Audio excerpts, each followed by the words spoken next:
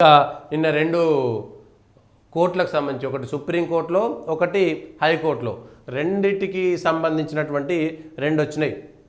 రెండు కూడా ఈ తెలంగాణ సర్కారుకు ఇది ఆంధ్రప్రదేశ్ సర్కారుకు రెండిటికి కూడా పెద్ద ఎదురుదెబ్బలు. ఎందుకంటే రాజకీయాలను ఎంతవరకు వాడుకోవాలో అంతవరకే వాడుకోవాలి.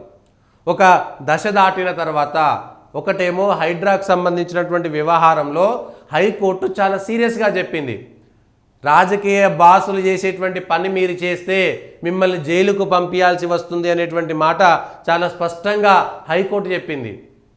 రాజకీయ బాసులు, అందుకనే రాజకీయ నాయకులు వాళ్ళ అవసరాల కోసం వాళ్ళ రాజకీయాల కోసం అధికారుల మీద ఒత్తిడి చేస్తారు. కానీ అన్నీ తెలిసినటువంటి అధికారులు 30 సంవత్సరాల పాటు మీరు అక్కడ సర్వీస్లో ఉండాల్సినటువంటి అధికారులు విచక్షణను కోల్పోవాల్సినటువంటి అవసరం లేదు. రాజకీయ నాయకులు చెప్పితే వెంటనే వినాల్సినటువంటి అవసరం లేదు. దాన్ని మంచి చెడులను చెప్పాల్సినటువంటి బాధ్యత కూడా మీ పైన ఉన్నది. ఒకటికి 2 సార్లు జీవితంలో అదొక తృప్తినిస్తుంది. హైడ్రాకు సంబంధించినటువంటి అంశంలో రేవంత్ రెడ్డి సర్కార్కి పెద్ద ఎదురుదెబ్బ నిన్న జరిగినటువంటిది.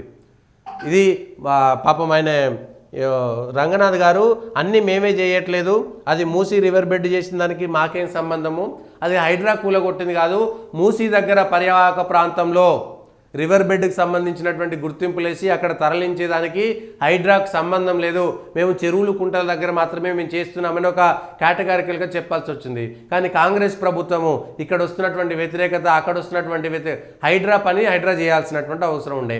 హైడ్రా పని దగ్గరనే వ్యతిరేకత వస్తుందా, మంచి జరుగుతుందా, చెడు జరుగుతుందా అనేటువంటి విషయాలు చెప్పకుండా వెంటనే మూసీకి సంబంధించినటువంటి అక్కడ ఉన్నటువంటి వ్యవహారాన్ని మీదేసుకోవడంతో కాంగ్రెస్ పార్టీ వల్ల రెంటికి చెడ్డ రేవడైపోయింది.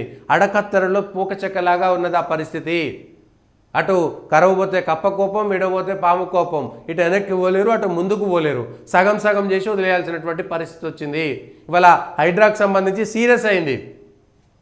మేమే హైడ్రాను ఏర్పాటును స్వాగతించినాము, హైడ్రాకు సంబంధించినటువంటి అంశంలో ఇంకెవరైనా చెరువులలో నాలాలలో కబ్జా చేయాలంటే భయపడతారు, మంచి పని చేసిరు అనేటువంటి మాట చెప్పారు. కానీ చేస్తున్నటువంటి పద్ధతి పైన తీవ్రమైనటువంటి ఆక్షేపణ వ్యక్తం చేసింది హైకోర్టు. ప్రజలు కూడా అదే చెప్పారు. మీరు కూలగొడితే కనీసం 10 రోజులు 15 రోజులు సమయం ఇవ్వలే, శుక్రవారం శనివారము నోటీసులు ఇచ్చి ఆదివారం సెలవు దినం రోజు మీరు కూలగొట్టడం ఏందని ప్రజలు కూడా అదే అడుగుతున్నారు. ఒకవేళ వాళ్ళది కూలగొట్టేటువంటిది ఉంటే అప్పటికప్పుడు వచ్చి ఎంతమందికి నోటీసులు ఇస్తుంటారు? ఏదైనా ఆక్షన్ చేస్తే, ఏదైనా బ్యాంకు రుణం ఎగ్గొడితే, ఏదైనా చేస్తే ఎన్ని రోజుల సమయం ఇస్తారు? మీరు ఆక్రమణ కట్టడానికి అయినటువంటి రోజులన్నీ, అది కూల్చడానికి అయ్యేటువంటి రోజులన్నీ ఒక్కసారి ఆలోచన చేయండి. ఇవాళ వచ్చి రేపు పొద్దుగాల మీ ఇల్లు కూలగొడుతున్నామంటే ఎవరికైనా ఎంత బాధ ఉంటుంది? అది దొంగతనంగా కట్టిరా, మంచిగా కట్టిరా? ఇవాళ అన్ని అనుమతులు పొందినటువంటి వాళ్ళను దొంగలు అంటుంటే వాళ్ళు బజార్లో బతకలేనటువంటి పరిస్థితి. సమాజంలో వాళ్ళందరినీ దొంగలుగా చిత్రీకరిస్తుంటే ఎవరిది తప్పు? రెక్కలు ముక్కలు కష్టం చేసుకొని 30-40 సంవత్సరాల వాళ్ళ జీవితాన్నంతా రంగరించి అక్కడ వచ్చినటువంటి పైసలతోటి అక్కడక్కడ వాళ్ళు ఇండ్లు కొనుక్కుంటే పేదోళ్ళను ఒకటే గాటగట్టి, పెద్దోళ్ళను ఒకటే గాటగట్టి, పద్ధతి లేకుండా సేమ్ ఇదే మాట చెప్పారు. అమీన్పూర్కు ఒక రకంగా చట్టం ఉంటుంది, కావూరి హిల్స్కి ఇంకొక రకమైన చట్టం ఉంటుందా అనేటువంటి మాట చెప్పారు. సహజ న్యాయ సూత్రాలను ఒక ఐపీఎస్ ఆఫీసర్గా, ఆయన ఉన్నటువంటి కమిషనర్గా పట్టించుకోకపోవడం పైన ఇగో హైకోర్టు సీరియస్ అయిపోయింది. ప్రభుత్వం యొక్క విధానం పైన ఇవాళ మన ప్రశ్న, హైకోర్టు రంగనాథ లేదా తహసీల్దార్దా తప్ప అనేటువంటిది పక్కన పెట్టను, ప్రభుత్వం యొక్క ఒత్తిడి ఏ విధంగా ఉందనేటువంటిది మనకు విషయం. ఇక్కడ చెరువులను కాపాడాల్సినటువంటి బాధ్యత హైడ్రాదే. కానీ ప్రస్తుతం కొత్త కబ్జాలు జరగకుండా ఒక జాగ్రత్త తీసుకోండి. ఇవాళ కట్ ఆఫ్ డేట్ విషయంలో రాజకీయ నాయకులు చెప్పింది వింటే ఇబ్బందులు పడేది మీరేనన్న న్యాయమూర్తి జస్టిస్ కె లక్ష్మణ్. నిర్మాణంపై స్టేటస్ కో, విచారణ 15కు వాయిదా. మీకు చట్టం తెలియదా? స్టే ఉన్న ఆస్తిని సెలవు రోజు ఎందుకు కూల్చారు అంటే, ఆ సెలవు రోజు అయితే మళ్ళీ కోర్టుకు పోలేరు. స్టే ఉన్నది, స్టే ఉన్నా కూడా అది వెకేట్ చేయించలేదు స్టేని, కానీ అయినా సరే పోయి కూల్చేసిరు. ఇగో ఇవి పద్ధతి లేకుండా చేసినటువంటి వ్యవహారాలు. ఇక్కడ కాంగ్రెస్ ప్రభుత్వము వ్యతిరేకత మూట కట్టుకుంటుంది, ప్రతిపక్షాలకు మీరు అలసిచ్చినటువంటి వాళ్ళు అవుతున్నారు. ప్రతిపక్షాలు కూడా కొట్లాడుకుంటున్నాయి, నేను ముందా నువ్వు ముందా అనేటువంటిది. టీఆర్ఎస్ ఓ దిక్కు, బీజేపీ ఓ దిక్కు కొట్టుకునేటువంటి ప్రయత్నం చేస్తున్నాయి. కానీ వాళ్ళ ప్రజలకు ఎవరి మద్దతు ఉంటే, ప్రజలకు ఎవరు అండ ఉంటే వాళ్ళ వైపే జనాలు వెళ్తారు. ఎందుకంటే హైడ్రాను మొట్టమొదట అన్ని పార్టీల వాళ్ళు, కాంగ్రెస్లో ప్రతిపక్షంలో ఉన్నటువంటి వాళ్ళు కూడా స్వాగతించారు. ఎందుకంటే చెరువులు కబ్జాలను కండ్లారా చూసినటువంటి వాళ్ళు స్వాగతించారు. అరే చెరువులన్నీ అన్యాక్రాంతం అయిపోతున్నాయి, పార్కు స్థలాలన్నీ అన్యాక్రాంతం అయిపోతున్నాయి. కానీ ఇవాళ కాంగ్రెస్ పార్టీ చేసిన దాంతో కాంగ్రెస్ పార్టీ మేడకు తన చేతితోటి తన కన్నే పొడుచుకున్నటువంటి పరిస్థితి కాంగ్రెస్ పార్టీ ప్రభుత్వం ఉందిగా. ఇగో ఇదే పరిపాలన అంటే.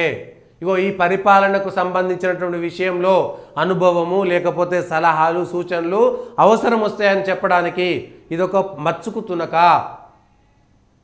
మీరు చేసేటప్పుడు కీడెంచి మేలించకుండా, కనీసం మంచి చెడులు ఆలోచించకుండా, అక్కడ ఉన్నటువంటి పేదవాళ్ళ పెద్దవాళ్ళ అనేది చూడకుండా, ఇప్పటికైనా కాంగ్రెస్ ప్రభుత్వం ఈ మచ్చ తొలగిపోవాలంటే మొదట మీరు ఎవరైతే పెద్దోళ్ళు ఉంటారో, సమాజంలో బాగా బలిసిన వాళ్ళు అనుకున్నటువంటి వాళ్ళను కొట్టిన ప్రజలు ఇప్పుడు ప్రజలు ఆనందపడాలంటే, ప్రజలను మళ్ళా ఆ మానసిక స్థితి నుంచి బయటికి పోవాలంటే, మీ భయం పోవాలంటే మొట్టమొదట కాంగ్రెస్ నాయకులు, టీఆర్ఎస్ నాయకులు, బీజేపీ నాయకులు ఎక్కడైతే కబ్జా చేసుకున్నారో, రాజకీయ నాయకులు సీనియర్లు, అదే మళ్ళీ చిన్న బీజేపీ కార్యకర్తలు ఇంటికి పోయి టీఆర్ఎస్ కార్యకర్తలు ఇంటికి పోతే మళ్ళీ అది కక్ష సాధింపు అవుతుంది. పెద్ద నాయకులు అనుకునేటువంటి వాళ్ళు, వందల వేల కోట్ల రూపాయల ఆస్తులు ఉన్నాయి అనుకునేటువంటి వాళ్ళు, అక్రమంగా ఈ కాలేజీలు అవి ఇవి కట్టుకున్నటువంటి వాళ్ళ దగ్గరికి వెళ్ళి కూలగొట్టండి, మళ్ళీ ప్రజలంతా కూడా ఇగో తప్పు లేదు అనేటువంటి విషయానికి వస్తారు. కానీ మీరు నల్ల చెరువు, తెల్ల చెరువు, పెద్ద చెరువు, ఇంకొక చెరువు అనేటువంటి దగ్గరికి వెళ్ళిన తర్వాత అక్కడ సాధారణ ప్రజలు కట్టుకున్నటువంటి వాళ్ళని ఖాళీ చేయించడంలో కూడా మీరు ఒక 4 రోజులు నోటీసులు ఇవ్వండి, ఓ 15-20 రోజులు ఖాళీ చేయించేటువంటి సమయం ఇవ్వండి. ఇవాళ హైకోర్టుకి ఏం చెప్తారు మీరు సమాధానం? హైకోర్టుకు మీరు ఇచ్చేటువంటి సమాధానం ఏమిటి? ఏమీ చెప్పలేక నీళ్లు నమ్మలాల్సినటువంటి పరిస్థితి ఎందుకు వచ్చింది సర్కార్కి? ఇంతమంది మంత్రులు, ఎమ్మెల్యేలు, సలహాదారులు, అనుభవం ఉన్నటువంటి వాళ్ళు, కాంగ్రెస్లో ఇన్ని సంవత్సరాల పాటు అధికారాన్ని పెత్తనాన్ని చెలాయించినటువంటి వాళ్ళు ఇవాళ ఎందుకు సలహాలు ఇవ్వలేకపోతున్నారు? ముఖ్యమంత్రి గారి పక్కన ఉన్నటువంటి వాళ్ళు ఈ విషయాలను ఎందుకు చెప్పలేకపోతున్నారు? సంకల్పం మంచిదే ఉండవచ్చు, చేసేటువంటి పద్ధతిపైనే ప్రతి ఒక్కరూ ఆక్షేపణ వ్యక్తం చేస్తున్నారు. మీరు చెరువులను కాపాడాల్సినటువంటి సంకల్పం, మేము చెరువులను కబ్జాల నుంచి కాపాడుతామనేటువంటి సంకల్పాన్ని ఎవరు తప్పు పట్టడం లేదు. కానీ ఇక్కడ పేద ప్రజలు నష్టపోతున్నారు. ఎందుకు నష్టపోతున్నారు? వాళ్ళు ఎందుకు శాపనార్థాలు పెడుతున్నారు? వాళ్ళు ఎందుకు ఆత్మహత్యలకు చేసుకునేటువంటి ప్రయత్నం చేస్తున్నారు? వాళ్ళు ఎందుకు ఏడుస్తున్నారు? ఈ విషయం పైన ప్రభుత్వం ఒకసారి పోయి అక్కడ సమీక్ష చేసుకోవాలి. మీ కాంగ్రెస్ నాయకులను పంపించండి, వాళ్ళు నిజాలు చెప్తారు.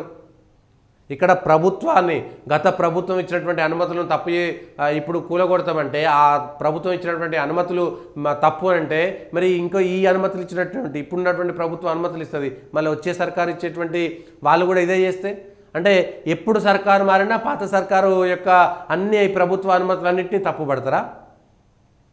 ఇక్కడ ఫస్ట్ ప్రభుత్వ అధికారులను శిక్షించిన తర్వాతనే మిగిలే చేయాలి. ఎవరో కొనుక్కున్నటువంటి వాళ్ళను బలి చేయొద్దు. వాళ్ళు రూపాయి కష్టపడి చేసినటువంటి పని. దీనికి సంబంధించినటువంటి అంశం ఇది.